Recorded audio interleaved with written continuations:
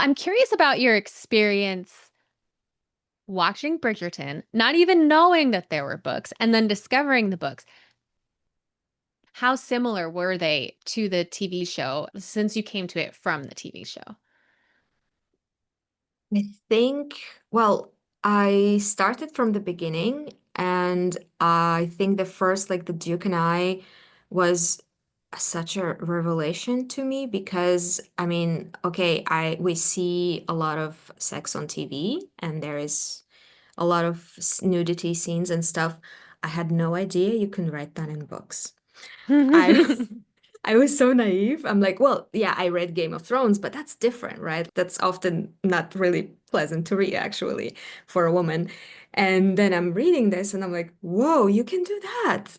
And there is so much emotion there. And like the first book worked way better for me than the first season, even Mm, though I think it's more questionable. Like, there is a bit of an issue with the first book with the consent.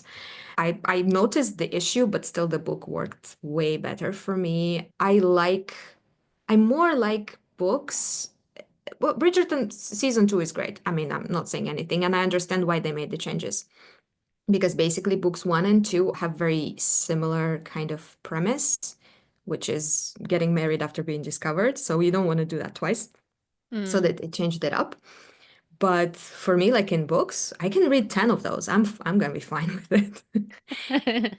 And since then, I'm actually I'm very weary of watching romance movies made from the romance novels because it almost always doesn't correspond to my expectations, and the Mhm. emotions are often cheapened, I would say. I don't know. When you describe it in a book, you understand it completely, but when they try to put it onto the screen, I don't know. They make some moves that just make it silly instead of it looks cheesy and it looks weird. I don't know. It might be my prejudice, like against some rom-coms. They are such different formats. The written form is all about interiority and everything that the person is suppressing and not saying and experiencing inside compared with what they want to be experiencing. And film is about visuals and about people interacting with each other or with the environment. You can't get in their head. So I think that's one of the reasons why there's often things lost in translation because whatever is the interior monologue somehow has to be externalized for the film. And that